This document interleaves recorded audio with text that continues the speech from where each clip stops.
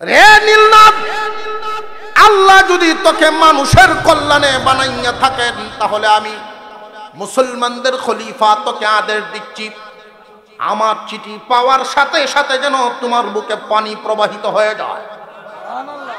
যদি না হয় জানিয়ে রাখো, আগামী বছর তোমাকে বন্ধ করে দেওয়া হবে, তোমাকে বরাত করায় ফেলবো, তোমার দরকার নেই।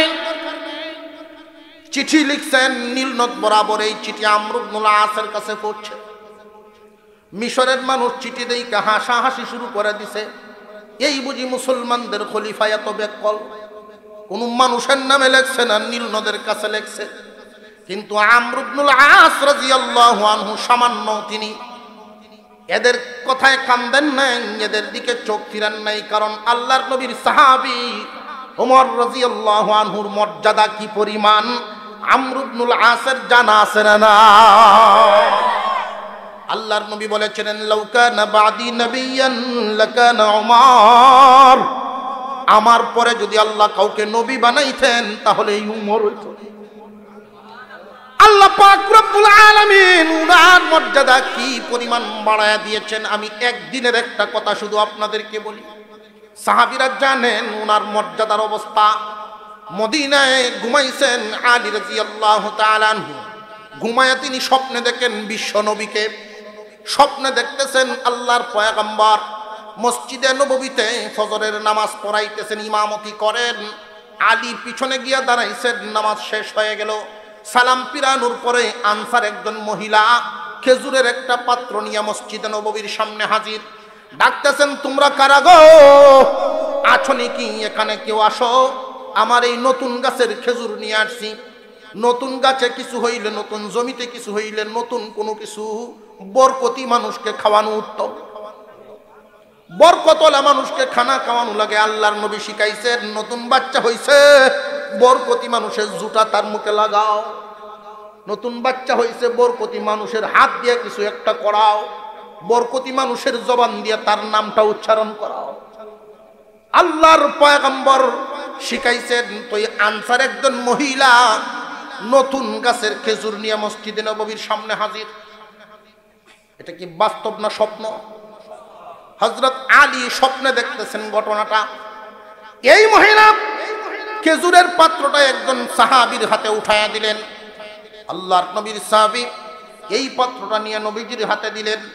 আল্লাহর পয়গম্বর একটা খেজুর নিজের মুখে দিলেন, সাহাবীদেরকে বন্টন করতেছেন, বন্টন।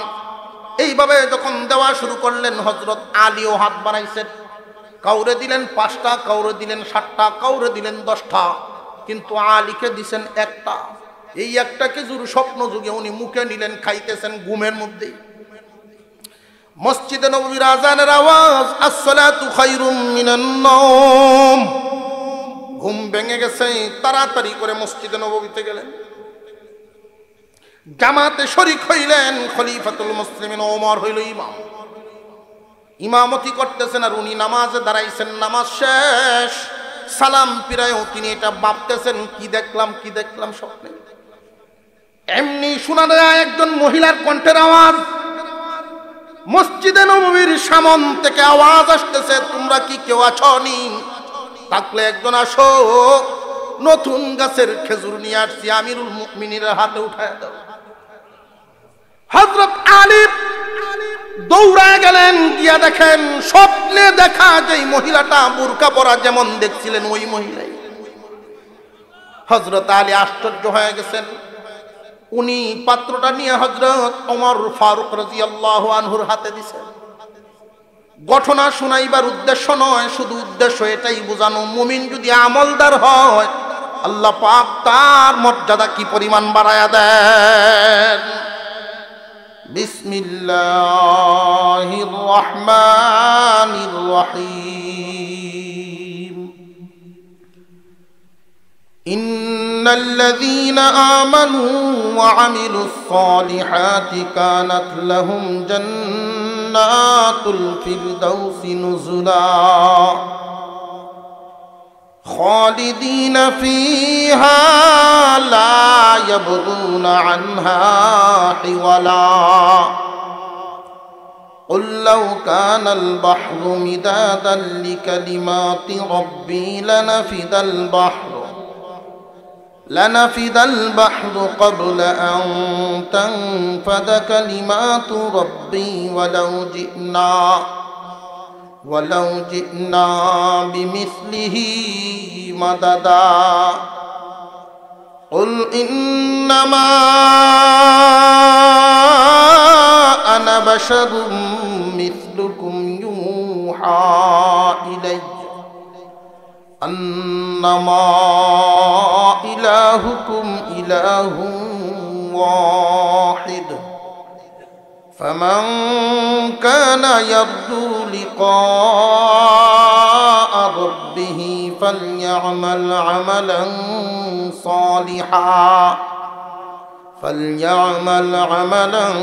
صالحا ولا يشرك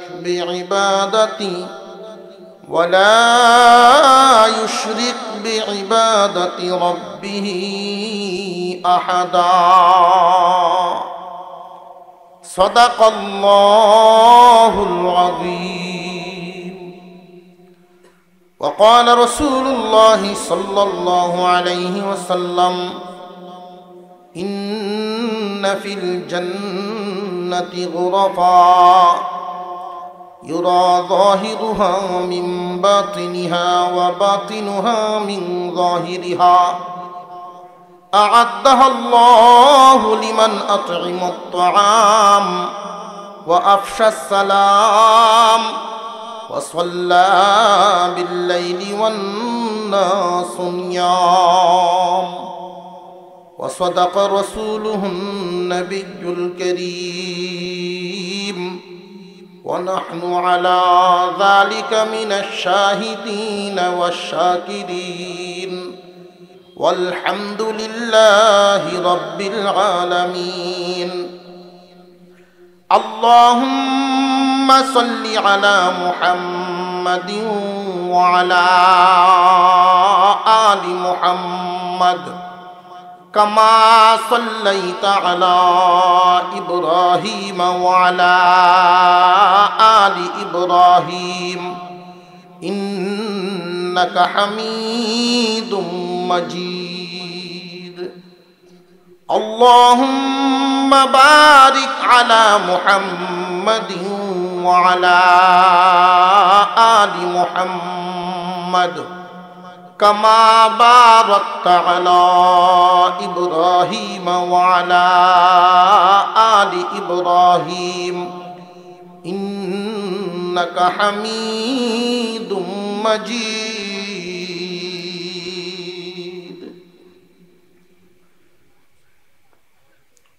ফেনী জেলা পরশুরাম দক্ষিণ মোহাম্মদপুর তালিমুল কোরআন নুরানি মাদ্রাসা ও ইতিমখানার উদ্যোগে আয়োজিত অষ্টম বার্ষিকী ওয়াজ ও দোয়া মাহফিলের শ্রদ্ধাভাজন সভাপতি জনাব হাজী আব্দুল গফুর ভুইয়া সাহেব, নবনির্বাচিত চেয়ারম্যান ৪ নং বক্স মাহমুদ ইউনিয়ন পরিষদ। আজকের মাহফিলের মেহমান ছিলেন প্রখ্যাত আলেমে দ্বীন, স্বনামধন্য প্রতিষ্ঠান তালবাড়ি আজিজুল উলুম মাদ্রাসার শিক্ষা সচিব হাফেজ হযরত মাওলানা মিসবাউজ্জামান সাহেব দামাত বারকাতুহুল আলিয়া। আমার পূর্বে আলোচনা করেছেন প্রখ্যাত আলেমে দ্বীন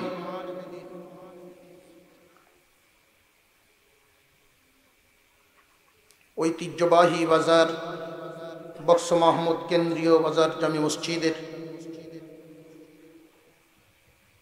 সম্মানিত খতিব হযরত মাওলানা হাবিবুর রহমান সাহেব দামাত বারকাতুহুল আলিয়া, উপস্থিত হযরত উলামায়ে কেরাম, মুরব্বিয়ান আযম, সর্বস্তরের মুসলমান ভাইয়েরা, পর্দার আড়াল থেকে আলোচনা শুনছেন দিনদার ইমানদার মুসলমান মা ও বোনেরা, আল্লাহ পাক রব্বুল আলামিনের দরবারে অসংখ্য শুকর আদায় করি যিনি অত্যন্ত দয়া করে মেহেরবানি করে এলাকার হাজার হাজার মানুষ থেকে বাছাই করে আমাদেরকে আজকের এই কোরআনের মজলিস জান্নাতের বাগানে অংশগ্রহণ করার তৌফিক দান করেছেন। এই জন্য বলি আলহামদুলিল্লাহ। এই সমস্ত দ্বীনি মজলিসে যারা অংশগ্রহণ করতে পারেন আল্লাহ পাক রব্বুল আলামিন প্রথম পুরস্কার দেন, অংশগ্রহণের সাথে সাথে পিছনের সমস্ত সগীরা গুনাহ মাফ। ছোট ছোট যত গুনাহ সমস্ত সগীরা গুনাহ আল্লাহ পাক মাফ করে দেন। তো এই সুসংবাদ পাই আমরা খুশি না বেজার? যে যেমন খুশি এমন আওয়াজ দিয়া আল্লাহর শুকর আদায় করি, বলি আলহামদুলিল্লাহ।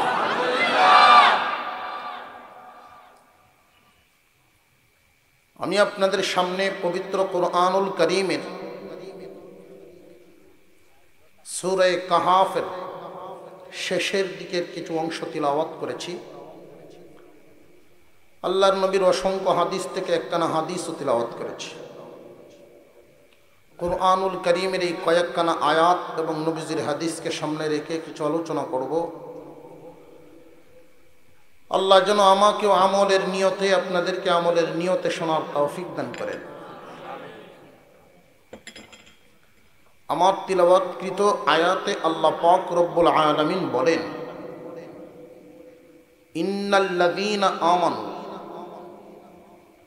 নিশ্চয়ই যারা ঈমান এনেছে, ওয়া আমিলুস সালিহাত, এবং নেক আমল করে, কানাত লাহুম জান্নাতুল ফিরদাউসি নুজুলা, তারা জান্নাতের মেহমান হবে। জান্নাতের মেহমান। একদল মানুষ সাহাবায়ে কেরামের কিছু কাজ কর্ম এগুলো নিয়ে সমালোচনায় লিপ্ত ছিল।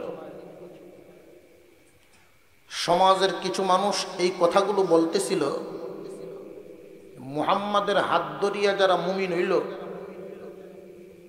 মুমিন মুসলমানরা ইচ্ছামতো জীবনযাপন করতে পারে না,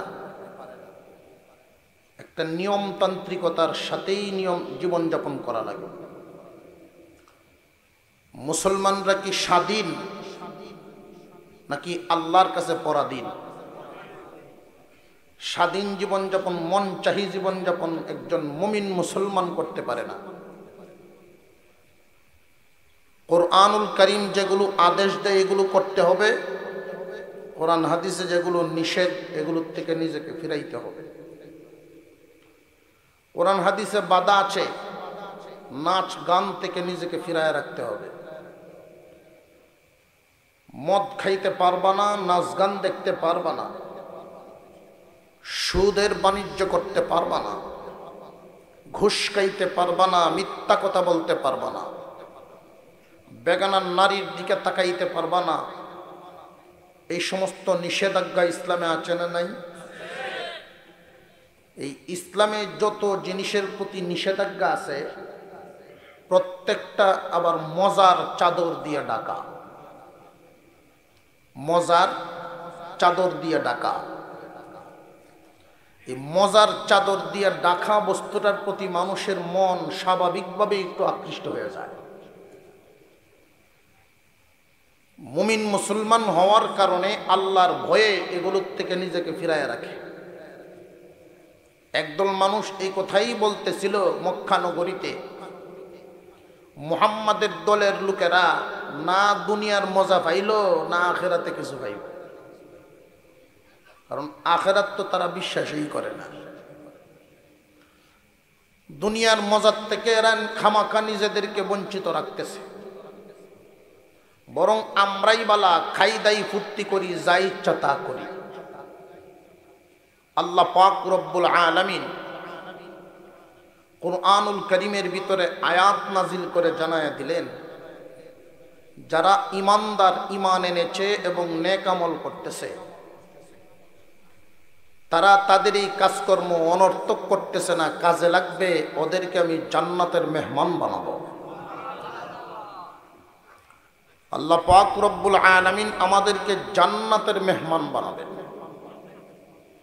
জান্নাতের মেহমান হইতে রাজি আছেন?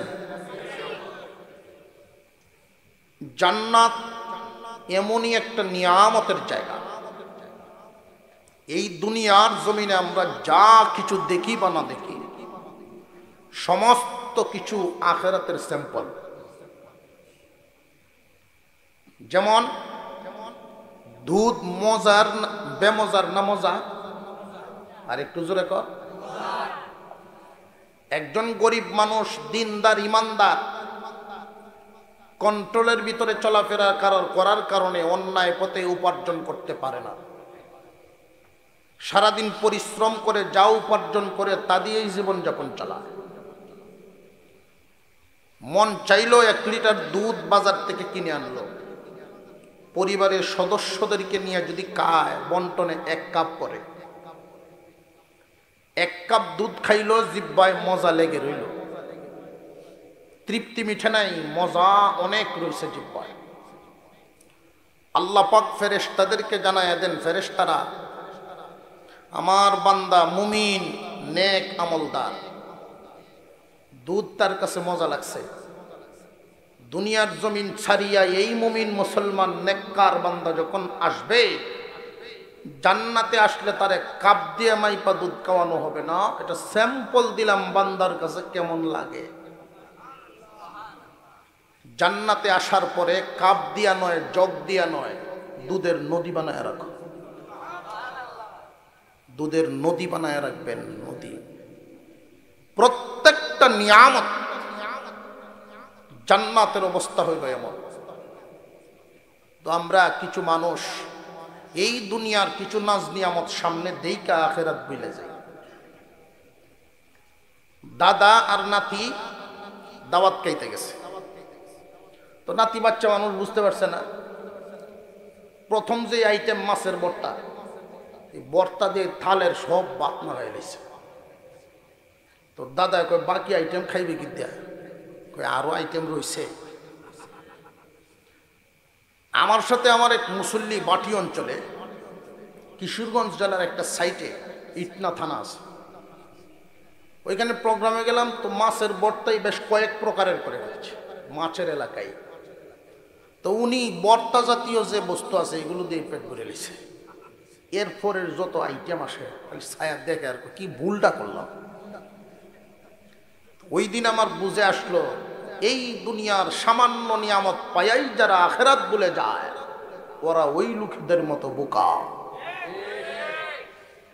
মুসলমান, দুনিয়ার রাস্তাঘাটে হাঁটার সময় যদি একজন মানুষ চোখকে নিয়ন্ত্রণ রাখে, আল্লাহ পাক জান্নাতে তার ওই চোখে হুরদের সৌন্দর্য দেখাইবে। দুনিয়ার জমিনে যদি দুনিয়ার গান বাজনা শোনার থেকে কানকে পবিত্র রাখে, আল্লাহ পাক হাসরের মাঠে জান্নাতের ভিতরে হুরদের কণ্ঠ দিয়া গান বাজনা শোনাইবে। দুনিয়ার জমিনে যদি মদ পান করার থেকে একজন নিজেকে বিরত রাখে, আল্লাহ পাক জান্নাতের ভিতরে উপকারী শরাবের ব্যবস্থা করে রাখছেন। প্রত্যেকটা বস্তু দুনিয়াতে স্যাম্পল, আখিরাতে গুডাউন, আখিরাতে গুডাউন। মুসলমান ইমানদার ভাইয়েরা আমার, আল্লাহ পাক রব্বুল আলামিন আমাদেরকে এই দুনিয়ার জন্য বানান নাই, দুনিয়ার জন্য বানান নাই।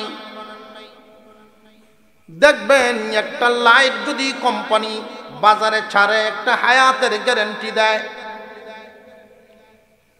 3 মাস 6 মাস 1 বছরের হায়াতের গ্যারান্টি আছে না নাই? কিন্তু আপনি আমি এমন মানুষ, আল্লাহ পাক রব্বুল আলামিন আমাদের হায়াতের কোনো গ্যারান্টি দেন নাই। যদি আমরা এই দেশের রাষ্ট্রপতিকেও জিজ্ঞাসা করা হয় আপনি কয়দিন বাঁচবেন, 1 সেকেন্ডের গ্যারান্টি দিতে পারবে নাকি? যত ক্ষমতাধর ব্যক্তি হোক না কেন, কোনো মানুষের গ্যারান্টি নেই। কারণ আল্লাহ জানায়া দিয়েছেন, ইন্নাদ দুনিয়া খুলিকাত লাকুম ওয়া খুলিকতুম লিল আখিরাহ। হে দুনিয়ার মানুষ, এই দুনিয়ার জমিনটাকে আমি তোমাদের জন্য বানাইলাম আর তোমাদেরকে আখিরাতের জন্য বানাইছি। জান্নাত এবং জাহান্নামের মাঝখানে মওতকে ধরে এনে হাজির করা হবে। ফেরেশতারা ঘোষণা দিতে থাকবেন, রে জান্নাতীরা এবং জাহান্নামীরা, তোমরা তাকায়া দেখো, তোমাদের মওতকে জবাই দেওয়া হচ্ছে। মওতকে জবাই দেওয়া হচ্ছে এর মানে হলো জীবনে কোনোদিন মওত আর তোমাদের কাছে যাবে না, তোমাদের কারোর কোনো মরণ আর হবে না। যারা জান্নাতি সুসংবাদ গ্রহণ করো, জাহান্নামীরা দুঃসংবাদ গ্রহণ করো। এই দুনিয়ার জমিন আমাদের চিরদিন থাকার নয়। আল্লাহ পাক রব্বুল আলামিন আমাদেরকে সুন্দরভাবে চলার জন্য শ্রেষ্ঠ নবীর মাধ্যমে, শ্রেষ্ঠ কিতাবের মাধ্যমে সিরাতে মুস্তাকিম রাস্তা দেখায়া দিয়েছেন। ইমানদার হইয়াছ, নেক আমলে লাগিয়া যাও। ইমানদার হইয়াছ, নেক আমলে লাগিয়া যাও, তাহলে আল্লাহ পাক রব্বুল আলামিন তোমাদেরকে জান্নাতের মেহমান বানাইবেন। আর একটু জোরে কর না সুবহানাল্লাহ। মেহমান শব্দটা শুনলে অনেকের মনে মনে এমন ধারণা আসতে পারে যে মেহমান তো বেশি দিন থাকার না। মেহমান বেশি দিন থাকে? তাফসীরি হাইসতে কয়েকটা কথা বলি। মেহমান কি বেশি দিন থাকে নাকি? আল্লাহ যে মেহমান বললেন, বান্দার মনে যেন এরকম কোনো ভয় না জাগে, এজন্য পরের আয়াতে আল্লাহ বলেন খালিদিনা ফিহা, চিরদিন থাকবা। তাহলে মেহমান কেন বললেন? মেহমান বলে আল্লাহ এটা বুঝাইলেন কর্মচারীর কষ্ট বেশি, খাবার আইটেম কম। আর মেহমানের কোনো কষ্ট নাই, কিন্তু খাবার আইটেম বেশি। এটা হইল ব্যাখ্যা। আল্লাহ পাক রব্বুল আলামিন জান্নাতের মেহমান বানাবেন কথার দ্বারা আল্লাহ বুঝাইলেন, বান্দা জান্নাতে মেহমানের মতো থাকবা। কষ্টের কোনো কাজেই নাই, শান্তির কোনো শেষ নাই। জান্নাতের ভিতরে ঢোকার আগেই আল্লাহ পাক প্রথমে আমরা গোসল করাইবেন। গোসল করাইলেই আমাদের যে অবস্থা, কারোর আকার আকৃতি এরকম আর থাকবে না। প্রত্যেকেই আদম আলাইহিস সালামের বডি পাবে। আদম আলাইহিস সালামের বডি মানে বর্তমানের হাত 120 হাত লম্বা। 120 হাত লম্বা মানুষটা প্রত্যেকেই এই বডি পাবো। ইউসুফ আলাইহিস সালামের চাইতে সুন্দর হবে। দাউদ আলাইহিস সালামের কণ্ঠস্বর পাবে। 33 বছরের যুবক হয়ে যাবে। নবীজির কাছে একদিন এক মুরব্বী বসা, আল্লাহ রসুল খুব মজা করে বলছেন, কোন বুড়া মানুষের তো আল্লাহ জান্নাত দিবেন না। এমন কান্না শুরু করছে বুড়া। নবীজি বলেন, ভাইও, বুড়া মানুষকে জান্নাত দিবেন না মানে হইলো বুড়া বানায় আল্লাহ জান্নাতে ঢুকাবেন না। সুবহানাল্লাহ। নেককারকে আল্লাহ পাক জান্নাতের মেহমান বানাবেন। অনেকেই মনে মনে ভাবতে পারেন, হুজুর নেক ফতে থাকলে দুনিয়ার জিন্দেগি তো শেষ। উস্তাদ বয়ান করতেছেন খেদমতে খুদা মিলে, খেদমতে খুদা মিলে। তো এক ছাত্র বলতেছে, ঢাকা শহরের ছাত্র, খুব পাকনা, কয় হুজুর খেদমতে খুদা মিলে ঠিক, কিন্তু দেহের কিছু থাকে না। খেদমতে খুদা তো মিলেই, তো দেহের কিচ্ছু থাকে না। ইমানদার হওয়ার পরে নেক আমল তো করবো ঠিকই, দুনিয়ার সাদাল্লাত বলতে, দুনিয়া বলতে আর কিছু নেতৃত্ব বলতে আমরা থাকতো না। আল্লাহ পাক রব্বুল আলামিন নেককারের মর্যাদা দুনিয়াতে দেখায়া দিছেন না দিছেন না? আমরার হালত হইল যোগ্যতার চাইতে স্লোগান বড়। আমাদের যার যেমন যোগ্যতা আছে, যার যেই পরিমাণ অবস্থান আছে, এর চাইতে বক্তব্য করো। যেই কারণে বদলা যে পরিমাণ পাওয়ার কথা এমন হয় না। অথচ ইতিহাস আমাদের চোখের সামনে আছে, ইমানদার এবং আমলদার হওয়ার পরে, ইসলামের ছায়াতলে ঢোকার পরে মর্যাদা কম দামা মানুষের দাম আল্লাহ অনেক বাড়ায় দিয়েছে। বাড়ছেন না বাড়ছে না? খলিফাতুল মুসলিমিন ওমর ফারুক রাদিয়াল্লাহু তাআলা আনহু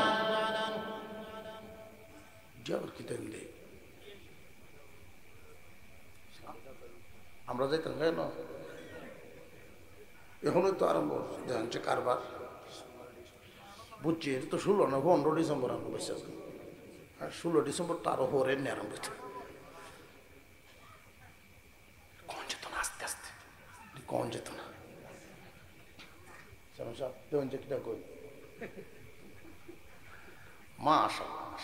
আমরাই যদি মনে করি যে আমি একজন মুমিন, এই কথাটা যদি মনে থাকে, নেতৃত্ব কি চলে যায়?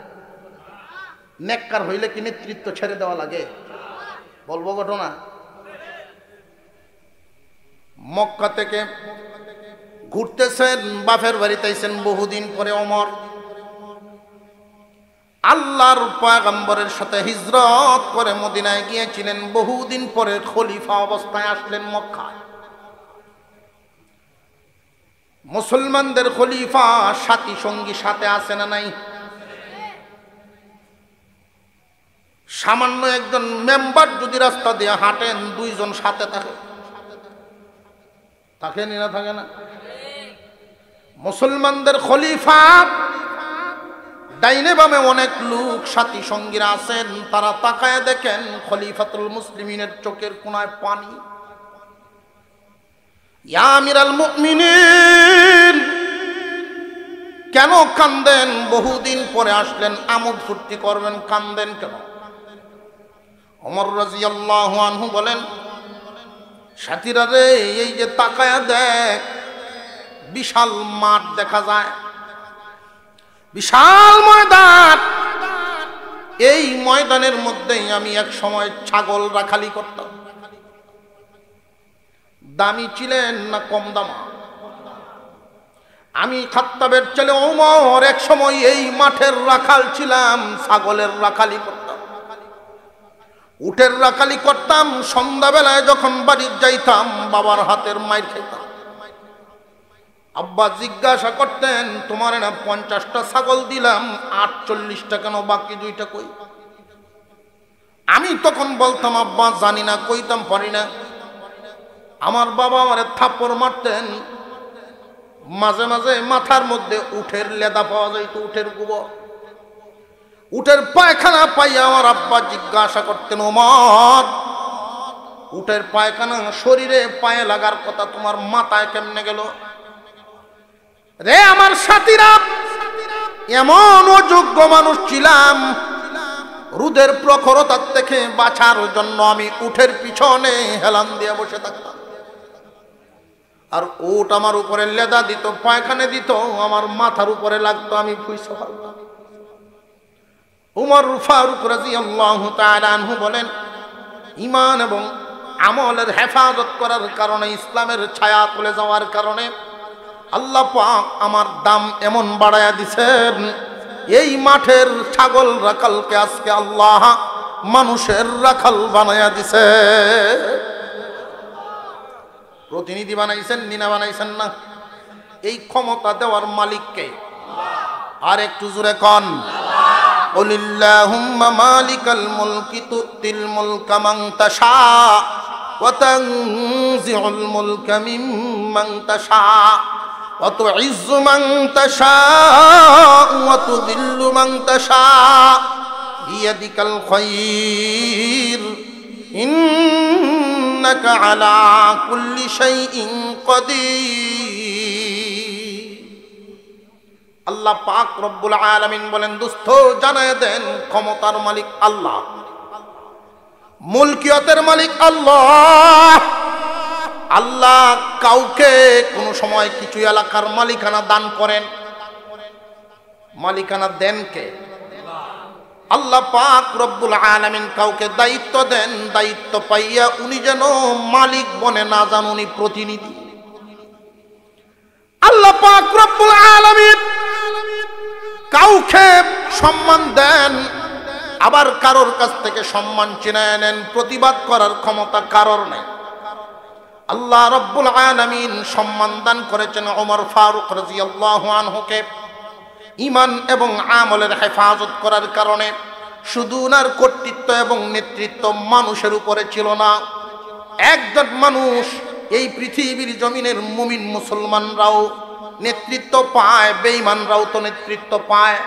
বেঈমানদের নেতৃত্ব আর মুমিনদের নেতৃত্ব অনেক বেশ কম। বেঈমানদের নেতৃত্ব শুধু মানুষের উপরে চলে, আর মুমিন মুসলমানের নেতৃত্ব সমস্ত মাখলুকাতের উপরে চলে। একজন মানুষ যদি ঈমান এবং আমলের হেফাজত করে, আল্লাহ পাক শুধু মানুষের নেতৃত্ব দেন না, মাখলুকাতের নেতৃত্বও দিয়া দেন। ওমর ফারুক রাদিয়াল্লাহু আনহু মদিনার বুকে তিনি নামাজে দাঁড়াইছেন, আল্লাহু আকবার বলেন, নামাজে দাঁড়াইছেন, মাত্র নিয়তটা বাঁধছেন, এমনি মদিনায় ভূমিকম্প শুরু হয়ে গেছে, কাঁপনি শুরু হয়েছে। ভূমিকম্প শুরু হয়ে গেল। ওমর ফারুক রাদিয়াল্লাহু আনহু কি ঠান্ডা মেজাজের না গরম? নামাজ শেষ করে লাঠিটা বিছাত, জমিনের উপরে আঘাত শুরু করছে। রে জমিন থাম, তোর সাহস কত? তোর পেটের ভিতরে আবু বকর ঘুমায়, তোর পেটের ভিতরে বিশ্ব নবী মুহাম্মদুর রাসূলুল্লাহ ঘুমায় আছে। আমি খলিফাতুল মুসলিমিন তোর উপরে নামাজে দাঁড়াই, সাহস কত বড় তুই যে কাঁপনি শুরু করে দিলি, ভূমিকম্প। ওমর এমন এক দমক দিছিলেন, পৃথিবীর কত জায়গায় কোনায় কোনায় ভূমিকম্প হয়, আজও পর্যন্ত একজন মুমিনের ধমকে ওই যে থামছিল সোনার মদিনায় এখনো কোনো ভূমিকম্প না। ইজ্জত বাড়েনি না বাড়ে না? একজন মানুষ যখন সঠিক হয়ে যান, ঈমান আমলের হেফাজত করেন, শুধু জান্নাতের মেহমান হবেন না, দুনিয়ায়ও মেহমান। আল্লাহ পাক রব্বুল আলামিন ঈমানদারের দাম মর্যাদা কি পরিমাণ বাড়ালেন। খলিফাতুল মুসলিমিন ওমর ফারুক রাদিয়াল্লাহু তাআলা আনহু, আল্লাহর পয়গম্বর তখন নাই, আবু বকরও নাই, খলিফাতুল মুসলিমিন ওমর। ওমরের জামানায় হযরত আলী রাদিয়াল্লাহু তাআলা আনহুর একটা স্বপ্ন, বিশ্বনবী রাহমাত পছন্দ করতেন। সাহাবায়ে কেরাম জানেন নি না জানেন না? আর একটু জোরে কর। মিশরের গভর্নর আমর ইবনুল আস রাদিয়াল্লাহু তাআলা আনহু, মিশর এলাকা তখন মুসলমানদের হাতে চলে আসছে। আমর ইবনুল আস রাদিয়াল্লাহু আনহুকে ওমর ফারুক রাদিয়াল্লাহু আনহু গভর্নর বানায় পাঠাইছে। গভর্নরের কাছে খবর আসছে, হুজুর নীল নদে পানি নাই, পানির ব্যবস্থা করতে হবে। কেমনে ব্যবস্থা করা হয়? যে আমাদের পূর্বপুরুষদের থেকে একটা প্রথা চালু আছে, যখন বৃষ্টি বন্ধ হয়ে যায় তখন আমরা নীল নদের তীরে সুন্দরী একজন নারীকে সাজায়া গুছায়া তীরের মধ্যে নিয়ে নীল নদের নামে কুরবানি দিয়ে দেই। একটা মানুষকে উৎসর্গ করে ফেলে, কিছুদিনের মধ্যেই পানি চলে আসে, এই হলো আমাদের প্রথা। আমর ইবনুল আস রাদিয়াল্লাহু তাআলা আনহু বলেন, এটা ইসলামে পছন্দ করে না, ইসলাম অনুমতি দিবে না। ইসলামিক স্টেট মুসলমানদের খলিফা আছেন, উনার কাছে আমি চিঠি লিখতেছি। ওমর ফারুক রাদিয়াল্লাহু আনহু তখন মদিনায় খেজুর পাতায়ের ছাটায়ে বসে অর্ধেক পৃথিবী শাসন করে। ওমর রাদিয়াল্লাহু তাআলা আনহু মদিনায় আছেন, চিঠি লেখা হয়ে গেল। এই চিঠি যখন চলে আসলো মদিনায়, চিঠিটা উনি দেখাই খুব রাগ করছেন। চিঠির উত্তর লিখছেন সরাসরি নীল নদ বরাবর। কি বরাবর? কোন মানুষের কাছে লিখেন নাই, আমর ইবনুল আসের কাছে লিখেন নাই, সরাসরি নীল নদের কাছে লিখছেন।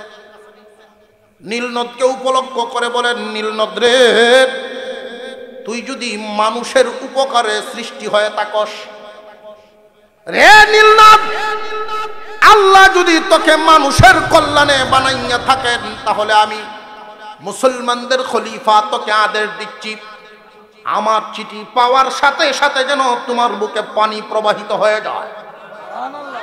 যদি না হয় জানিয়া রাখো আগামী বছর তোমাকে বন্ধ করে দেওয়া হবে, তোমাকে বরাত করায় ফেলবো, তোমার দরকার নেই। চিঠি লিখছেন নীলনদ বরাবর। এই চিঠি আমর ইবনুল আসের কাছে পড়ছে। মিশরের মানুষ চিঠি দেইকে হাসাহাসি শুরু করে দিছে।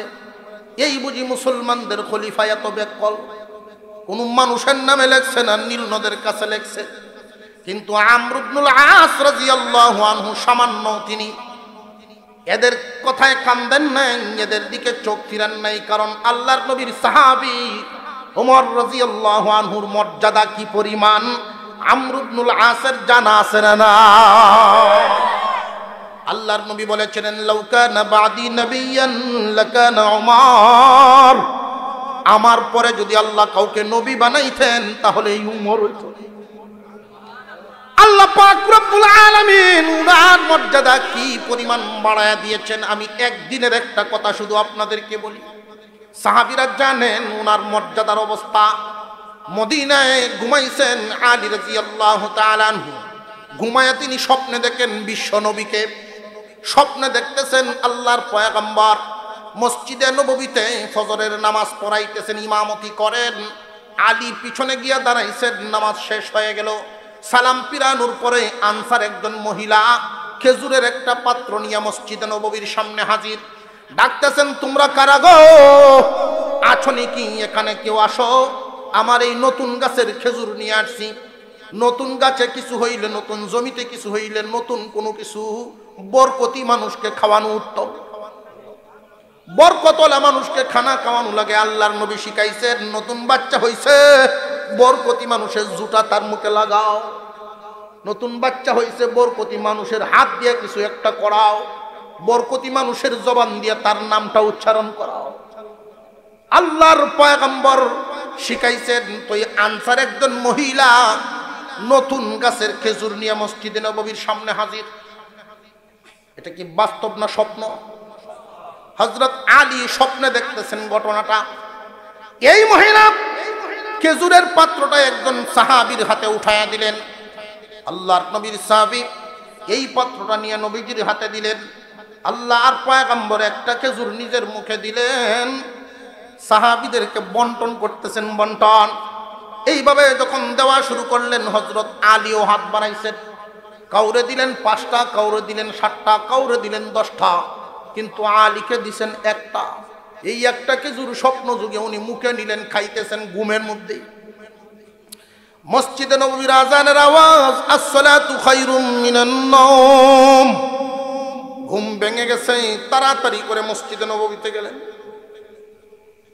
জামাতে শরীক হইলেন। খলিফাতুল মুসলিমিন ওমর হইল ইমাম, ইমামতি করতেছেন। আর উনি নামাজে দাঁড়াইছেন। নামাজ শেষ, সালাম পিরায়ও তিনি এটা ভাবতেছেন, কি দেখলাম কি দেখলাম স্বপ্নে। এমনি শোনা যায় একজন মহিলার কণ্ঠের আওয়াজ। মসজিদে নববীর সামন থেকে আওয়াজ আসতেছে, তোমরা কি কেউ আছো নি?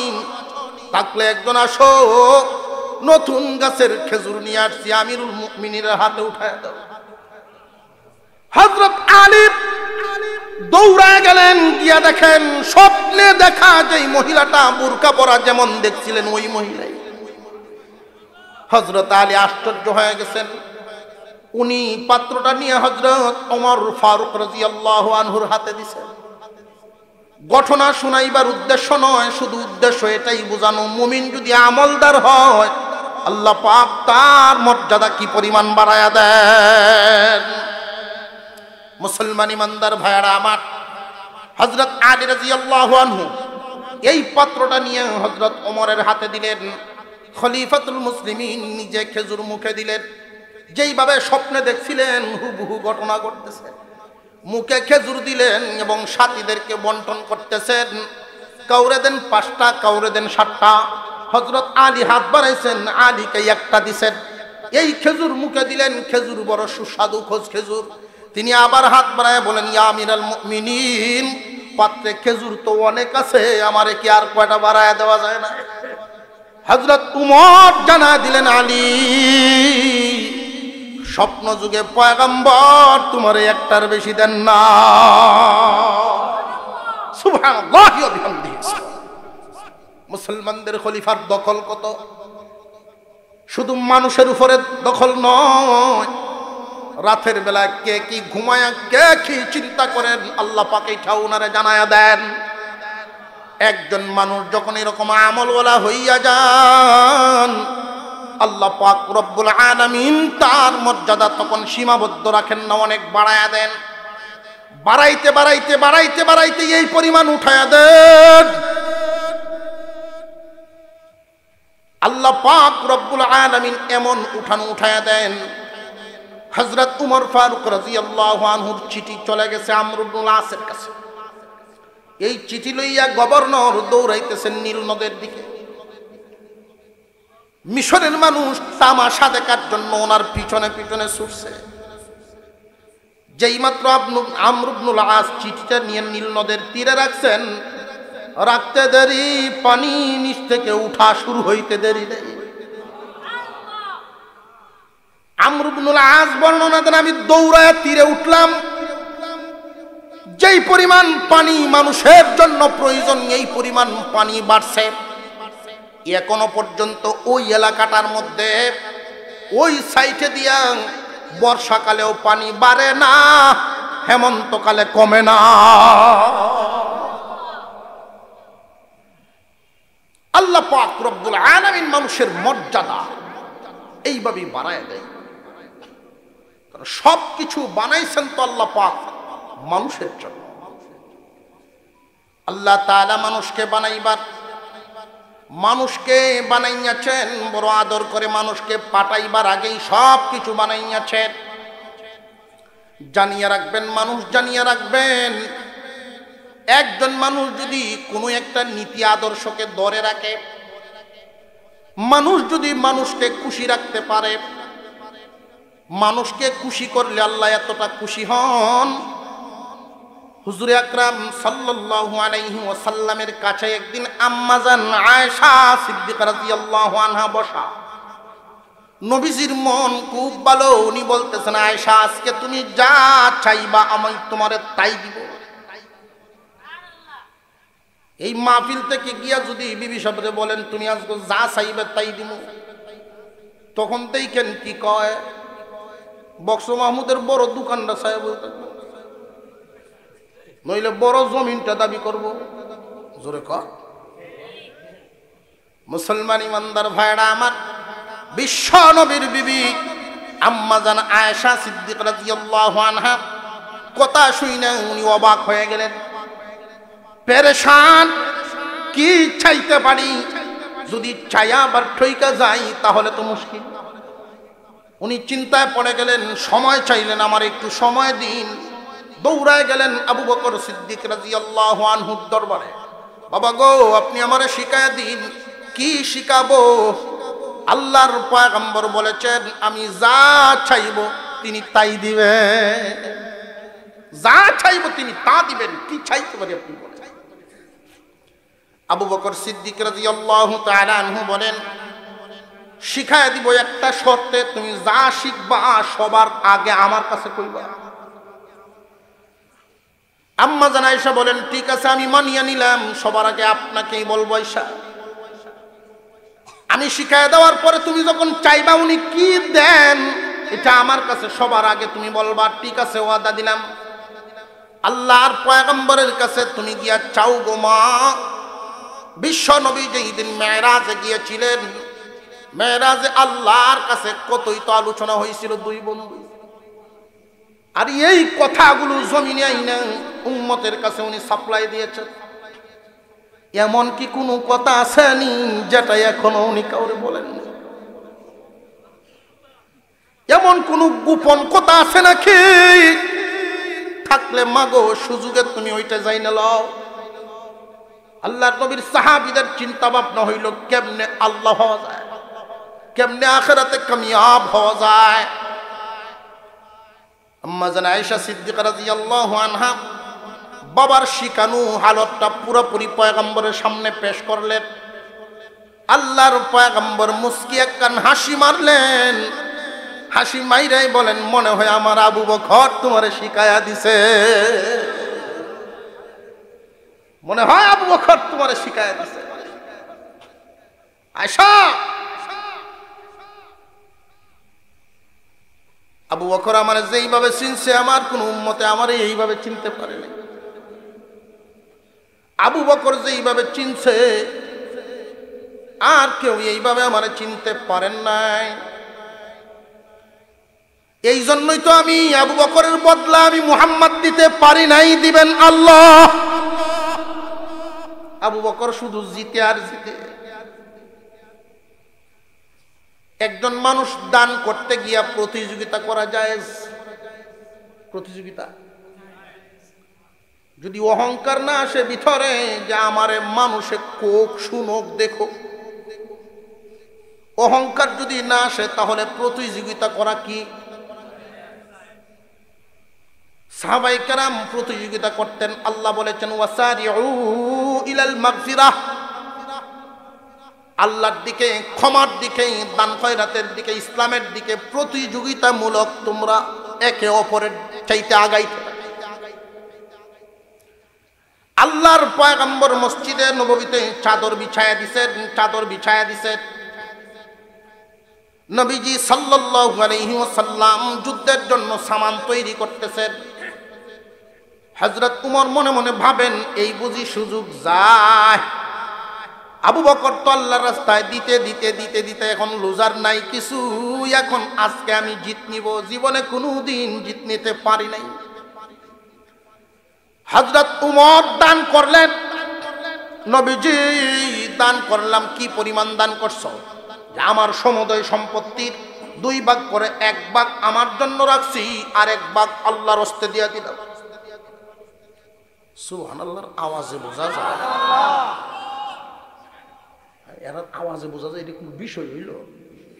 অর্ধেক সম্পদ দিলাম, এটা কোনো ব্যাপার হইল? আওয়াজে তো এরকমই বুঝতে পারতেছে। সুবহানাল্লাহর আওয়াজ। চেয়ারম্যান সব কতক্ষণ চিল্লাইলেন আল্লাহ মাদ্রাসার মুহাব্বতে, কতক্ষণ পর্যন্ত বললেন, এর পরেও বাইরে তো চায় না, বাইরে তো চায় না। অর্ধেক সম্পদ দিয়ে দিচ্ছেন। আল্লাহু আকবার বলেন। কত বড় দিল! উনি মনে মনে ভাবতেছেন আমার মনে হয় জিত হবে আজকে। কিছুক্ষণ পরেই তাকায় দেখেন ওমর ডান দিকে তাকাইছেন, দেখা যায় আবু বকর আসতেছে। আবু বকর সিদ্দিক রাদিয়াল্লাহু আনহুর মাথায় এক গাঁটটি, এই গাঁটটির ভিতরে দেখছি হাড়ি পাতিল চামিচ সহ যা আছে সবের ভিতরে। আল্লাহর পয়গম্বর বলেন আবু বকর আর কত দিবা তুমি? তোমার কাছে তো কিছু চাই নাই। আবু বকর বলেন নবীজি জীবনে কোনোদিন দেখি নাই আপনি চাদর বিছায়া দিতেন, আজকে দেখনি আপনি নিজের গায়ের চাদরটা বিছায়া দিছেন, আমি বুঝলাম আপনার বড় দরকার। এইভাবে তো কোনোদিন চাদর বিছান নাই। এই জন্য আমি দৌড়ায়া গড়ে গিয়া বিবিরে বলছি যা আছে সব দিয়ে দাও। আল্লাহর নবীর সবচাইতে বেশি প্রয়োজন, এই জন্য আমি আবু বকরের যা আছে সব আমি সামান সহ গাঁঠি বেঁধে নিয়ে আসলাম। আল্লাহর নবী বলেন গড়ে কি রাইখা আসছো? তোমার জন্য যে আল্লাহ এবং রসুল রেখে আইছি, আল্লাহ এবং রসুল রে রাইখা সব নিয়ে আসছি। এমনকি গাঁঠি নিয়ে যখন উনি রওনা দিয়েছিলেন, ওনার বিবি ডাক দিয়েছিলেন স্বামী হে, মাগফিরাতের দিকে, দানের দিকে, আল্লাহর সন্তুষ্টির দিকে শুধু আপনি একা যাবেন না আমারও সাথে নিবেন? যদি গো স্বামী সাথে নেন একটু সময় দিন, একটু দাঁড়ান দাঁড়ান আমি দিচ্ছি। ওনার পরনের কাপড়টাই শুধু ছিল আবু বকরের বিবির। এই পরনের কাপড়টা কোনো বর্ণনায় সালার একটা ছট পরিধান করছিলেন, কোন বর্ণনায় পুরাতন একটা কাপড় পরে এই নতুন পরনের কাপড়টা দিয়ে দিছিলেন। আল্লাহর সন্তুষ্টির খাজাই একা যাবেন না, আমার সাথে নিয়ে যান। আল্লাহ রাব্বুল আলামিন আপনাকে যেন একা ক্ষমা না করেন, কারণ জান্নাতে আপনার আঙ্গুলে ধরে আমিও হাসরে যেন দাঁড়াইতে পারি। হুজুর আকরাম সাল্লাল্লাহু আলাইহি ওয়াসাল্লাম মনে মনে খুব খুশি হয়ে গেলেন। উমর দিয়েছেন উনার সম্পত্তির অর্ধেক, আর আবু বকর দিলেন সব। পরিমাণ কিন্তু এখানে উল্লেখ নেই। যার কাছে যেই পরিমাণ আছে পুরাটাই দিয়ে দিচ্ছেন, উনি সবচেয়ে বড় দাতা। উনি জিতে গেলেন আবু বকর। হুজুর সাল্লাল্লাহু আলাইহি ওয়াসাল্লামের কাছে জিবরাইল আমিন আসছে। জিবরাইল আলাইহিস সালাম আয়েশা বলেন, ওগো নবীজি, আবু বকরের ঘরের খবর আপনি রাখছেন। আবু বকর আল্লাহ এবং রসুলকে যে ঘরে রাইখা আসছেন, আল্লাহ এতটাই খুশি হইছেন, এতটাই খুশি হইছেন, আবু বকরের বিবির এই কুরবানি, আবু বকরের কুরবানির কারণে আসমানের সমস্ত ফেরেশতাদেরকে আজকে সালার শট পরিধানের অনুমতি দিয়েছে। আল্লাহর কাছে এতটাই পছন্দ, যার কুরবানিটা যত বড় হয় তার উপরে আল্লাহর মেহেরবানিটাও তত বড় হয়। মুসলমান ইমানদার ভাইরা আমার, আবু বকরের মর্যাদা এমনিই বাড়ে নাই, এমনিই বাড়ে নাই। আম্মা জান আয়েশা জিজ্ঞাসা করেছিলেন, স্বামী হে, ওগো নবীজি, আসমানের তারকাগুলো গোনা যেমন অসম্ভব, এইরকম অগণিত নেকির মালিক আপনার উম্মতের কেউ কি আছে নাকি? আল্লাহর পয়গম্বর বলেছিলেন, আমার উমরের আমল নামায় এই পরিমাণ নেকি আছে, গনিয়া শেষ করা সম্ভব না। উমরের মর্যাদা এত বেশি, যার নেকি গনিয়া শেষ করতে পারবা না, আসমানের তারকা সম পরিমাণ। আম্মাজান আয়েশা বড় আশ্চর্য হয়ে গেলেন, আশ্চর্য হয়ে গেলেন। এত নেকির অধিকারী বুঝি উনি, যে তুমি আরো আশ্চর্য হইবা, আরো আশ্চর্যের খবর আছে। উমরের নেকি সহ কিয়ামত পর্যন্ত আমার যত আনেওয়ালা উম্মত, সমস্ত উম্মতের নেকি যদি এক পাল্লায় রাখা হয়, আর আমার একজন মানুষ আছে তার নেকি যদি এক পাল্লায় রাখা হয়, তো আমার আবু বকরের নেকির পাল্লাটাই ভারী হয়ে যাবে। আবু বকর তো এমনি আবু বকর হন নাই, আবু বকর এমনি মর্যাদাশীল হন নাই। আল্লাহর পয়গম্বর 6 মাস আগে জানাইছেন, আবু বকর হিজরত করতে হবে। তৈরি তাই করছি, হুজুর আমি তৈরি আছি, রাতের বেলায় কিন্তু যেতে হবে। মহান আল্লাহ যখন হুকুম দেন তখনই যাইতে হবে। আবু বকর আর এই কথা জিজ্ঞান নাই যে কোন দিন যাব। যেই দিন তিনি এই মেসেজ পাইলেন, গড়ে গিয়া উনি রেডি। প্রায় 6 মাস পরে আল্লাহর পয়গম্বর গড়ের দরজায় এসে আস্তে করে ডাক দিছিলেন। ডাকটা আসতে কেন? চতুর্দিকে আল্লাহর পয়গম্বরের শত্রুরা নাঙ্গা তলোয়ার নিয়ে ঘুরে। খুব আস্তে করে যাইতে হবে।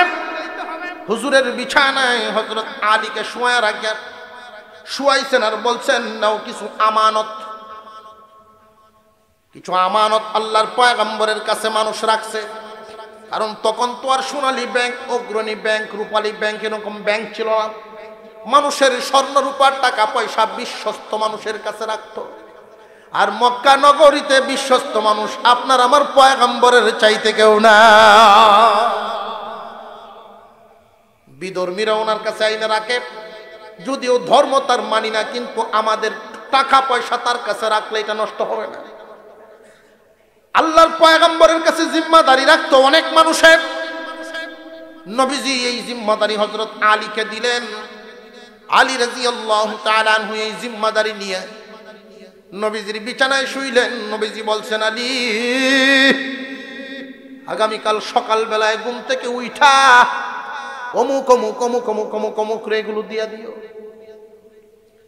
হযরত আলীকে একজনে প্রশ্ন করছিলেন, আলী, আল্লাহর পয়গম্বর যে আপনাকে নবীজির বিছানায় রাইখা আসছিলেন, আপনি কি ভয় পান নাই?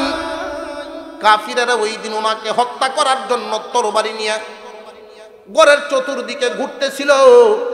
যদি দরজা ভেঙে বিছানায় এলো পাতারে আপনারে আঘাত দিতে দিতে যদি মেরে ফেলতো, আপনি কি ভয় পান নাই? হযরত আলী বলেছিলেন, মানুষ মারবে কেন, মানুষ কেন, আমি ওই দিন আজরাইলকেও ভয় পাইনি। চিৎকার দিয়ে বলেন সুবহানাল্লাহ।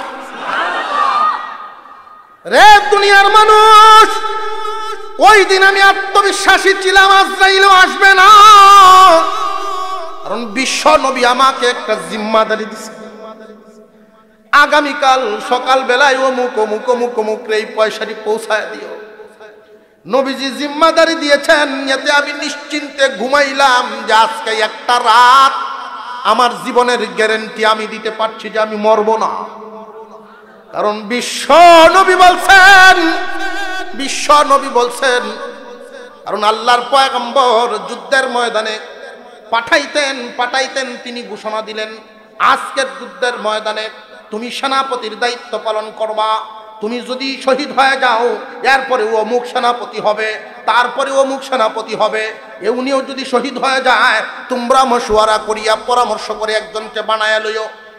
একজন ইহুদি এখানে দাঁড়ায় বলে, কসম আল্লাহর, মুহাম্মদ যেই তিনজনের নাম নিয়েছে তিনজন শহীদ হবে। কারণ এই জবানটাই এমন এক জবান দিয়ে বাহির হইতে দেরি, আল্লাহর দরবারে কবুল হইতে দেরি না। অন্যান্য নবীগণ চেষ্টা করতেন আল্লাহকে কেমনে খুশি করা যায়, আর আপনার আমার নবীর শান মান হলো আল্লাহ তাকায় তাকেন যে হাবিবকে কিভাবে খুশি করা যায়। মুসলমান ইমানদার ভাইরা আমার, হুজুর সাল্লাল্লাহু আলাইহি ওয়াসাল্লাম খুব আস্তে গিয়ে ডাক দিছিলেন, আস্তে। আবু বকর ডাক্তার দিতে দেরি, দরজা খুলতে দেরি নাই, লাব্বাইক ইয়া রাসূলুল্লাহ। কতদিন পরে, এর ভিতরে কিন্তু দেখা সাক্ষাৎ তো ডেলি দৈনিক হচ্ছে, সব সময় হচ্ছে, এই ব্যাপারে আর কোনো কথা নাই। আল্লাহর পয়গম্বর আশ্চর্য হয়ে জিজ্ঞাসা করলেন, আবু বকর ইশার নামাজ পড়ে কি তারপরে আর ঘুমাও নাই তুমি? নবীজি আজকে কেন? আমি তো 6 মাস আগে যে বলছিলেন, ওই দিন থেকেই আমি সব গাট্টি গুট্টি নিয়ে গুছায়া দরজার সামনে দাঁড়ায় থাকি। ইয়া রাসূলুল্লাহ, চতুর্দিকে আপনার শত্রু, একটার বেশি যদি দ্বিতীয়বার ডাক দিতে গিয়ে আপনার মনে এই চিন্তা আসে, আবু বকর কেন ঘুমাইল? আমি কিয়ামতের দিন আল্লাহর সামনে কি জবাব দিব? আল্লাহ যদি জিজ্ঞাসা করেন, আবু বকর রে, আমার দুস্তরে তোর ঘরের সামনে রাখায় কষ্ট দিল, কি জবাবটা দিব? এই জন্য আমি 6 মাস যাবত ঘুমাই না। আল্লাহর পয়গম্বর বুকের সাথে জড়ায় রাখলেন, বুকের সাথে ধরে জড়ায় রাখলেন। হুজুর সাল্লাল্লাহু আলাইহি ওয়াসাল্লাম আবু বকর সিদ্দিক রাদিয়াল্লাহু তাআলা আনহুকে বুকের সাথে জড়াইলেন। চলো এবার আর দেরি নয়, ইয়া রাসূলুল্লাহ, আপনার জন্য আমার ছোট্ট একটা মেয়ে নাস্তা বানাইছে। আসমা বিনতে আবু বকরের বয়স তখন 8-9 হবে। এই 8-9 বছরের মেয়েটা শুনছে বাবা সফরে যাবেন বিশ্ব নবীর সাথে, কোন দিন যায় ঠিক নাই, এই জন্য প্রতিদিন এশার নামাজের পরে নাস্তা বানায়।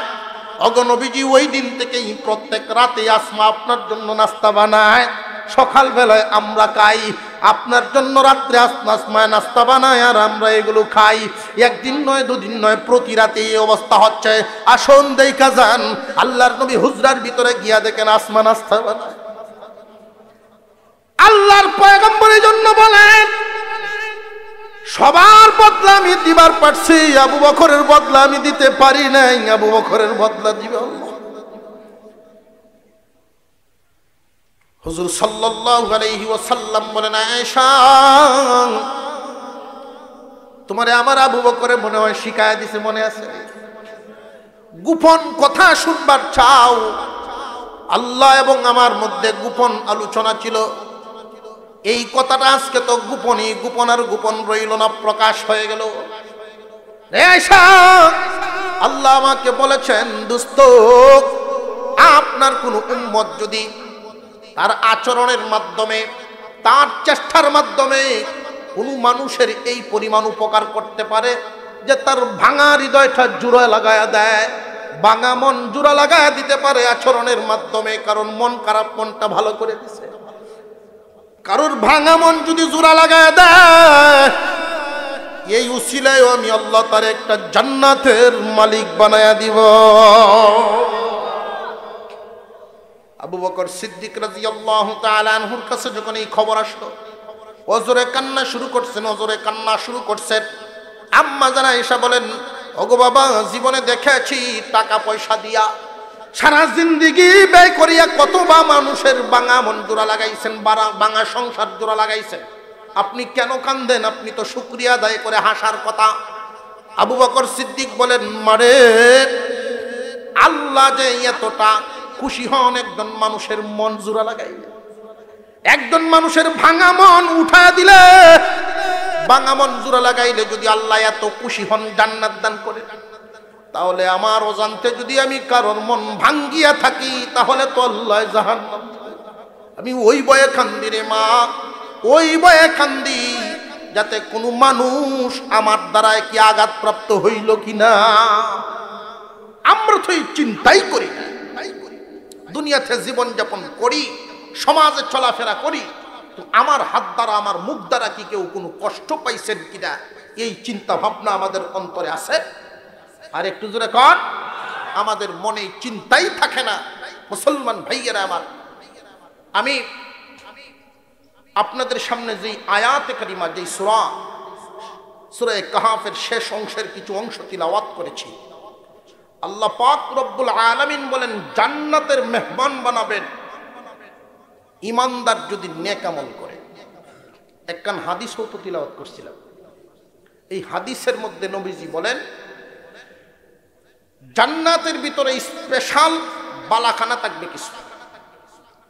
এই দুনিয়ার জমিনের নিয়ম হলো যার যত টাকা পয়সা বেশি তার তত বিলাসিতা বেশি। জোরে কর, আর একটু জোরে কর। একজন মানুষের কিছু টাকা পয়সা যখন হয়, গ্রামের বাড়ির খুব ফিটফাট করে বাড়ি ঘর বানায়। টাকা পয়সা আরো যখন হয়, তখন পরশুরাম বা ফুলগাজী, ছাগলনাইয়া উপজেলা শহরে। আরো যখন টাকা পয়সা হয়, তখন ফেনী শহর, ঢাকা শহর, সব শহরগুলো বাসা বাড়ি করে শেষ। এখন আরো হইছে টাকা, এখন কক্সবাজার, সিফলেস, পানির পজিশন, সাগর পজিশন। মাসে 6 মাসে 1 বছরে বিবি বাচ্চা নিয়ে যাবে, ইয়া মাঝে মাঝে আমোদ ফুর্তি করে। জোরে কর। এটাই তো মানুষের টাকা পয়সা যার যত বেশি, কিন্তু অবস্থা হইল এখন নিজের বিবি বাচ্চা নিয়ে যায় না, অন্যের ডিল হয়ে যায়। ফেসটা তো লাগে এলো। জোরে কর। আখিরাতে টাকা পয়সার দাম নাই, নেকির হালত। দুনিয়াতে বুক বিলাস টাকাওয়ালার বেশি, আখিরাতে নেকিওয়ালার বেশি। প্রত্যেক মুমিনকে আল্লাহ একটা করে জান্নাত দিবেন, কিন্তু স্পেশাল কিছু আমলদার আছে। এই স্পেশাল কয়েকটা আমলের কথা বলেই আলোচনা শেষ করব। স্পেশাল আমলদার স্পেশাল জান্নাতের মালিক হবে। ওই যে বাংলো বাড়ি, স্পেশাল জান্নাত থাকবে, জান্নাতের বাইরেও আর একটা জান্নাত। সুবহানাল্লাহ। ইন্না ফিল জান্নাতি গুরাফা ইউরা যাহিরুহা মিন বাতিনিহা ওয়া বাতিনুহা মিন যাহিরিহা। আল্লাহর পয়গম্বর বলেন এত সুন্দর বালাখানা একখান তৈরি করা আছে। স্পেশাল বালাখানা, এটা সবাইকেই দেওয়া হবে না, স্পেশাল গুণের অধিকারী। এত উন্নত মানের বালাখানা দুনিয়ার কোনো ইট পাটকেল দিয়ে এটা তৈরি করা হয় নাই। একটা ইট স্বর্ণের আর একটা ইট রূপা, একটা ইট স্বর্ণের আর একটা ইট রূপার, 2 ইটের জোড়া হবে জাফরান নামক মেডিসিন দিয়া। এই 2 ইটের মাঝখান থেকে মেশকে আম্বরের সুঘ্রাণ বাহির হবে। এতটাই উন্নত কারুকার্য করা, ভিতর থেকে বাহির দেখা যাবে, বাহির থেকে ভিতর দেখা যাবে। খুব সুন্দর বালাখানা। সামনে হাউস থাকবে, মাছ দৌড়াদৌড়ি করতে থাকবে। স্বামী স্ত্রী 2 জন যখন হাঁটাহাঁটি করতে থাকবেন, একজন আর একজনের আঙুলে ধরে ধরে 2 জন যখন হাঁটাহাঁটি করতে থাকবেন, মাছে তখন আপনাদেরকে স্বাগতম জানাবে, সালাম দিয়া জিজ্ঞাসা করবে, ও জান্নাতি মেহমান, আপনি কি আমাকে খাবেন? যদি সেই দিন বলেন নাম খাবো, কি খাবেন? বাজি না বুনা? যা বলবেন বলতে দেরি, সামনে হাজির হইতে দেরি নেই। এমন বালাখানায় যাইতে রাজি আছেন? কারা কারা বুঝছে লই আমি না রে থাকবে বিবি সাহেব লইয়া না তৈয়া লইয়ার আওয়াজ আহা মনে করছেন যে এটা লইয়া গিয়ে কি করবো, এইখান লইয়া গিয়ে কি করবো, এটাই তো মনে করছেন। ভাইও সমস্ত হুরদের চাইতে আপনার বিবিকে সমস্ত হুর মিলিয়ে যেই পরিমাণ সুন্দর, একা আপনার বিবিকে এক চাইতে বেশি সুন্দরী করা হবে, তাহলে তো নেও নি যায় না কি কর। কিন্তু শর্ত হইল দুনিয়াতেও মিল মোহব্বত থাকতে হবে। স্বামী যদি আমলদার হয়, স্বামী নেককার বিবি বদকার এমন যদি হয়, হাসরের মাঠেও জোর হবে না। অথবা বিবি নেককার স্বামী বদকার, হাসরের মাঠে জোর হবে না, নেককারকে নেককারের সাথে মিলায়া দেওয়া হবে। যদি পরিমাণ গুনার পরিমাণটা অল্প হয়, বিবির সহযোগিতায় বিবির সুপারিশে স্বামীকে মাফ করা হবে, স্বামীর সুপারিশে বিবিকে মাফ করা হবে, কিন্তু তুলনামূলক কম। স্বামী স্ত্রীর মিল মোহাব্বত আল্লাহ পাক বড় খুশি হন। নবীজি কিছু তরিকা শিখায়া দিয়েছেন, এই তরিকাগুলো আমাদের সামনে আসতেছে। বিবির সাথে মোহব্বত আমরা চাই কি চাই না? আরো জোরে জোর হইছে না? তাহলে আল্লাহ পাক স্পেশাল বালাখানা দান করবেন, স্পেশাল জান্নাতের মালিক বানাবেন। 3 দল মানুষকে। কয় দল? গতকাল এদিকে কোন জায়গা ছিল মাহফিল? বসন্তপুর। এখানে 3টা নিষেধ হারামের কথা বলছিলাম, 3টা। আজকে 3টা আদেশের কথা বলবো। আল্লাহর নবী বলেছেন 3টা গুণ যদি তোমাদের মধ্যে থাকে, জান্নাতের ওই স্পেশাল বালাখানাটা দান করা হবে। গতকাল বলছিলাম 3 দল মানুষ জান্নাতে যাবে না। আল্লাহ কথা বলবেন না, আল্লাহ তার দিকে তাকাইবেন না, তারে পবিত্রও বানাবেন না, কঠিন শাস্তি দিবেন। 3 দল মানুষ মনে আছে তো? আজকে 3 দল মানুষ যাদেরকে জান্নাতের বালাখানা দেওয়া হবে, 3টা আমলের যে কোনো একটা আমল যদি মজবুত করে ধরতে পারেন, আল্লাহ পাক এই স্পেশাল গুণটার কারণে জান্নাতের বালাখানা দান করবেন, স্পেশাল বিল্ডিং। এই স্পেশাল গুণগুলো সবার মধ্যে থাকে না। আল্লাহর পয়গম্বর বলেন আ'আদ্দাহাল্লাহ, আল্লাহ পাক দান করবেন লিমান আত'ইমুত তুআম ওয়া আফশাস সালাম ওয়া সাল্লা বিল-লাইলি ওয়ান-নাসু নিয়াম। 1 নাম্বার, যারা মেহমানদারি করতে পছন্দ করে। মেহমানদারি করতে কি সবাই পছন্দ করে নাকি? সবাই পছন্দ করে? মেহমান আসলে সবাই খুশি হয় না। অনেক মানুষ এমন আছে মনে মনে গুসা হয় যে একের লাগি নাইলো। বাইক নাই যদি ফোন দেয় মামারে, মামা আপনার নাতি নশা লই আইতাম, আইস না, তোর মামি শৈল বলা না, ডায়াবেটিস। অথচ মেহমানদারির নেকি আছে না নাই? আল্লাহর নবী বলেন তোমরা দেখতেছো একজন মেহমান আসে তোমার বাড়িতে, কিন্তু শুধু মেহমান নয়, মেহমানের সাথে একজন ফেরেশতা আসে, রহমতের একজন ফেরেশতা। মেহমান থাকবে যতদিন, ফেরেশতাও থাকেন ততদিন। মেহমান খুশি যেই পরিমাণ, ফেরেশতার দোয়া হবে সেই পরিমাণ। আল্লাহর পয়গম্বরের কাছে প্রশ্ন করা হলো, নবীজি আমাদের সবার তো মেহমানদারি করার সামর্থ্য নাই। আল্লাহর পয়গম্বর বলেন মেহমানদারি করার সামর্থ্য লাগে না, মেহমানদারি করার মন লাগে।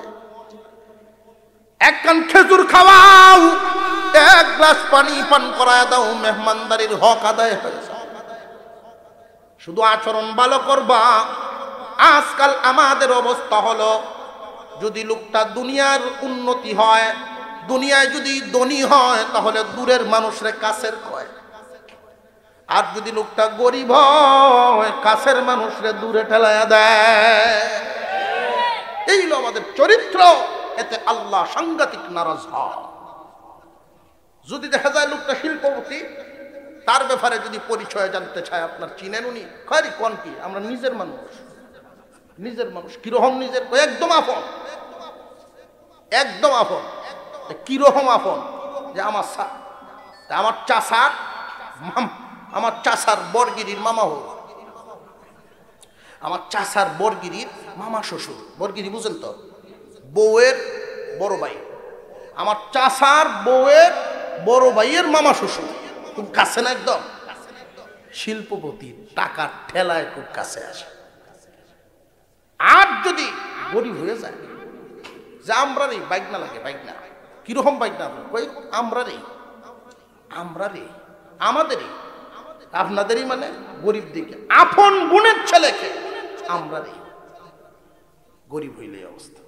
অথচ আত্মীয়তার সম্পর্ক যে ধরে রাখে, আল্লাহ পাক বলেন তোমারও আমি ধরে রাখি। জাতীয়তার সম্পর্ক ছিন্ন করে আল্লাহ বলেন আমার রহমত থেকেও তুমি ছিন্ন হয়ে গেছো। রহমত বরকত দেওয়ার মালিক কে? আল্লাহ পাক রব্বুল আলামিনের একজন ফেরেশতা, রহমতের ফেরেশতা, বাড়িওয়ালার জন্য দোয়া করেন, আল্লাহ মেহমানের কদর দে, তার অভাব দূর করো। মেহমানের কদর দেয়, বলে মুসিবত দূর করো। মেহমানকে যারা কদর করবে, মেহমানদারি পছন্দ করে, এটা সবাই পারে না, এটা স্পেশাল একটা গুণ। আল্লাহর পয়গম্বর বলেন এই স্পেশাল গুণের অধিকারী যারা হবে, এদেরকে স্পেশাল জান্নাতের মালিক বানানো হবে। 2 নাম্বার, ওয়াফশা সালাম, যারা বেশি বেশি সালাম দিবে।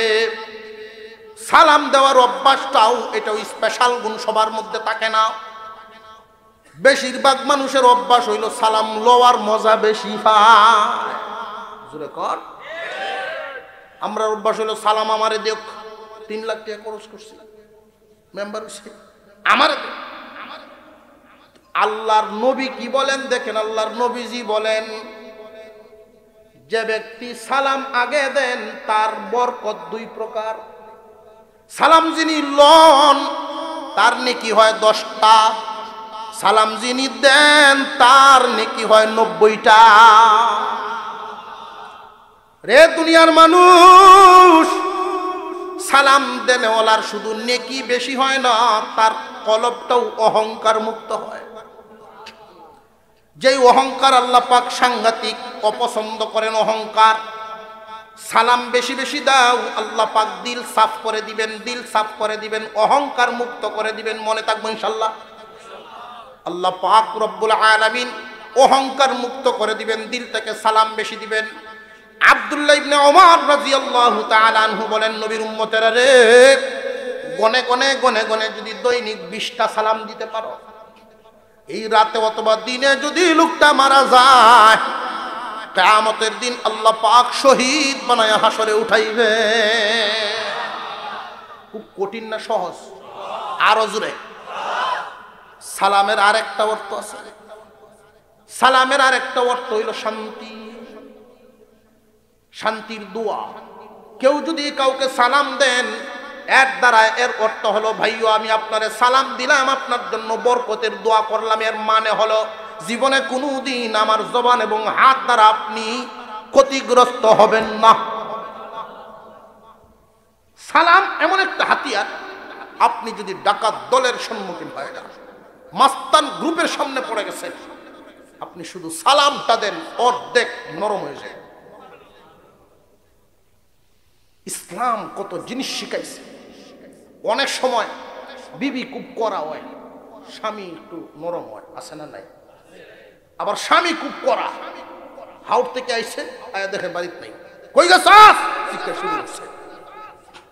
সাতের গড় তালিম হইতেছে মহিলা, তালিমুলির ঘরের তালিমুলি, মারে জিরে সহ গাইলে আছে, আছে না এমন? জোরে কোন আছে না নাই? এইরকম করা জামাইরে সাইজ করার জন্য অথবা চড়া বিবিকে সাইজ করার জন্য নবীজি তাবিজ দিছেন সালাম। খুব কড়াকড়ি মানুষ, জবান ভালো না, কানে সালাম ঢুকাও, জবান কন্ট্রোল হবে। বেশি বেশি সালাম দাও, জবান কন্ট্রোল হয়ে যাইব। এই বয়ান তো আমি অনেক জায়গায় করি, আমার মন চায় ভিতরে যা আছে সব আপনারা দিয়ে দিই, একদিনে ভালো হয়ে যাবে, কাম হয় না। এই যে ওয়াজ করতেছি, আমার ওয়াজের বয়স 15 বছর, এখনো জুতা চুরি বন্ধ করতে পারি না।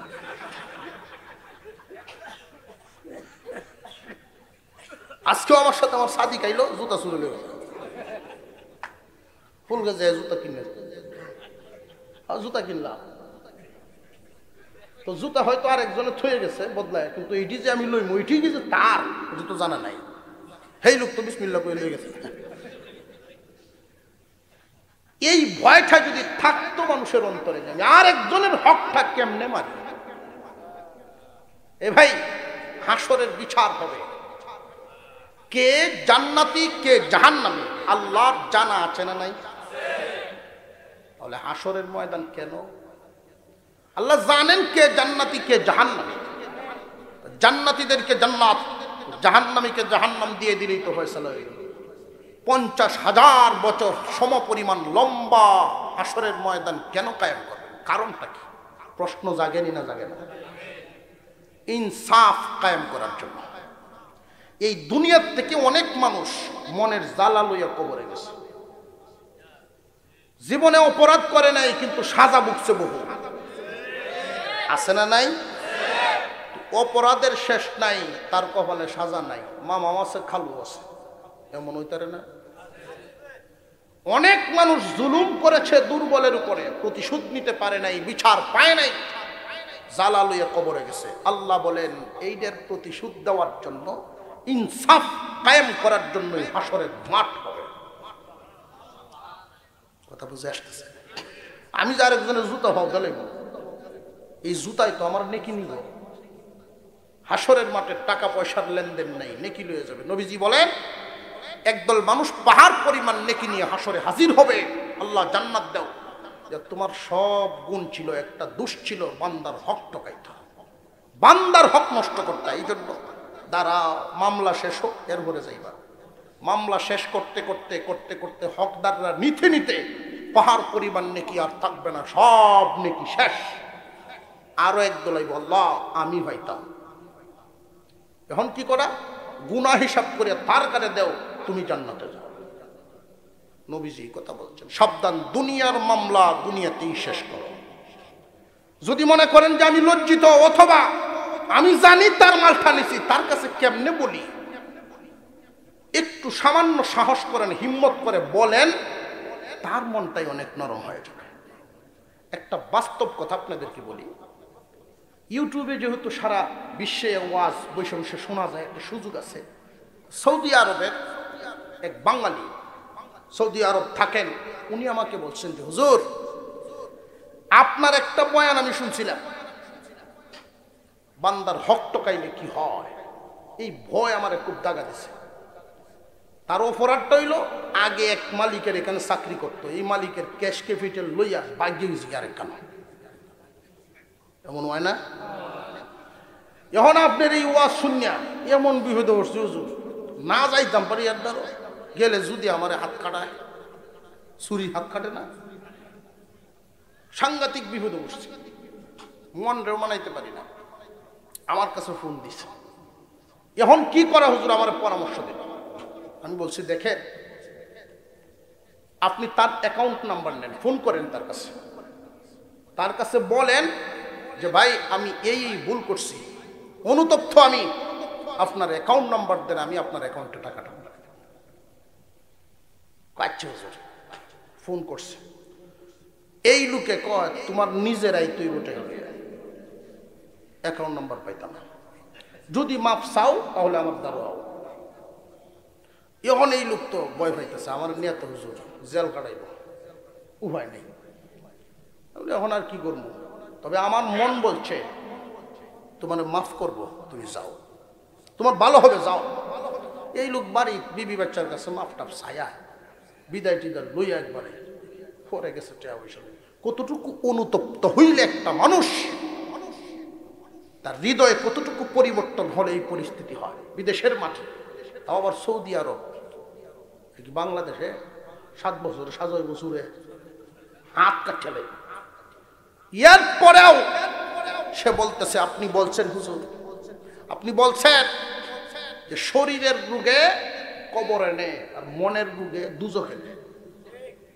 হুজুর আমি পবিত্র হয়ে মরতাম চাই। এই লোকটা গেছে, আমি দোয়া করছি তার জন্য, আল্লাহ যদি এখন তার বিপদ হয় দুষবো আমারে। এই বেটার ওয়াশ জীবন নিয়ে আমি বিপদে পড়ছি। সফরের হালতে তাকে দোয়া করছি। এই টাকা লইয়া, টাকার ব্যাগ লইয়া গেছে মালিকের কাছে। মালিকে বলছে 2টা শর্তে তোমাকে আমি মাপ দিতে পারি। কি শর্ত? 1 নম্বর শর্ত হইল আমার এখানে পুনরায় তোমার চাকরি করতে হবে। আমার এখানে তোমার পুনরায় চাকরি করতে হবে, কারণ আমি বুঝে ফেলছি তুমি আগের সেই লোকটা না, পরিবর্তন হয়ে গেছে। এখন তোমাকে আমি আমার ক্যাশিয়ারের দায়িত্ব দিব। আগে তো ফিওন আসলা, এখন ক্যাশ তোমার হাতে দিব। বুঝে ফেলছি জীবনে কোনোদিন 1 টাকা আর নড়বে না। বেতন আগে যা পাইতা 10 গুণ বাড়ছে, 10 গুণ বাড়ছে। আর যেই টাকাটা নিসলা 2 নম্বর শর্ত হইলো এই টাকা পাঠায় দাও বাড়িতে, এটা আমি দান করে দিলাম, এটা তোমার গ্রহণ করতে হবে। এই লোক 2 শর্ত। সেই লোক তো আশ্চর্য হয়ে গেছে। আমার মাদ্রাসায় 1 লাখ টাকা দান করছে। চাক্ষুষ প্রমাণ একটা আপনাদের সামনে দিলাম, আমি প্রমাণ। এটা কারোর সামনে যদি অনুতপ্ত হন যে ভাই আপনার এইটা আমি ঠকাইছি, আপনার আমি কষ্ট দিছি, এমন পাষাণ হৃদয় নাই যে দুনিয়াতে আপনাকে মাফ করবে না। মাফ মামলা দুনিয়াতে শেষ করে না, আখিরাতে নিয়ে যায়। ভাই 1 নাম্বার, মেহমানদারি করলে আল্লাহ পাক জান্নাতের স্পেশাল মালিকানা দিবেন, স্পেশাল জান্নাত। 2 নাম্বার, বেশি বেশি সালাম।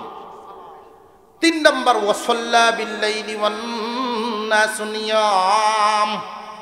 3 নাম্বার, এমন টাইমে নামাজ পড়ার অভ্যাস করো, এমন টাইমে নামাজ পড়ো যখন মানুষ ঘুমায় যায়। এই গুণ সবার মধ্যে থাকে না, সবার মধ্যে থাকে না, কিছু মানুষের মধ্যে স্পেশাল মানুষ। মেহমানদারি করাইতে পছন্দ করে, এটা সবাই নয়, কিছু মানুষ। বেশি বেশি সালাম দিতে পছন্দ করে, ছোট হোক বড় হোক, ছেলে হোক আর বাতিজা হোক, সবাইরই সালাম দেয়। যেই ব্যক্তি অন্যকে সালাম দেয় সে কিন্তু সালাম পায়। বেশি বেশি সালাম দেওয়ার অভ্যাস করা 2 নাম্বার গেল। 3 নাম্বার, তাহাজ্জুদের আমল করেন।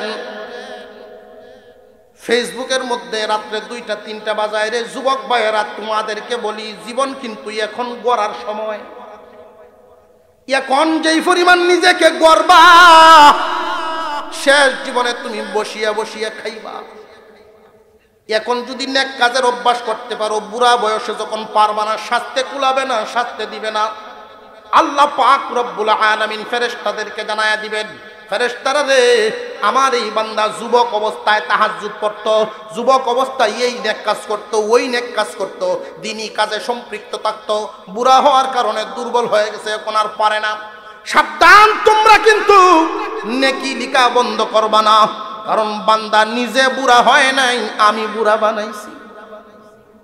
যদি জোয়ান থাকতো আগের মতো নেক কাজ করতো। সুতরাং নেকির লিখার কলম থামায়ও না, মরার আগ পর্যন্ত শুধু নেকি লিখায়া দাও।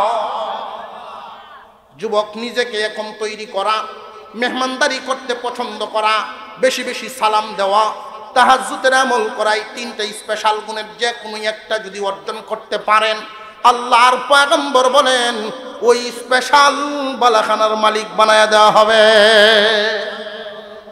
আল্লাহ যেন আমাদেরকে আমলের তৌফিক দেন, বলুন আমিন।